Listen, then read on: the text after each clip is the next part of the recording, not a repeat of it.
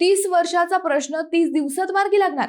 नाशिक पुणे रेल्वेचा तिढा सुटणार. फडणवीस सरकारकडे फक्त 1 महिन्याचा कालावधी नाही तर गेल्या 30 वर्षे चर्चेत असलेला नाशिक पुणे रेल्वे मार्ग पुन्हा एकदा चर्चेत आला आहे.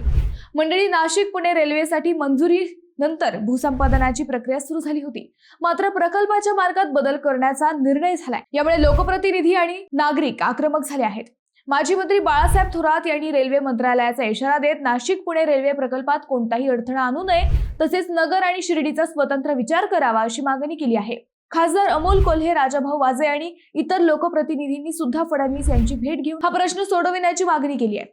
दरम्यान या मुद्द्यावर समृद्धी महामार्ग रोखण्याचा इशारा देण्यात आला होता.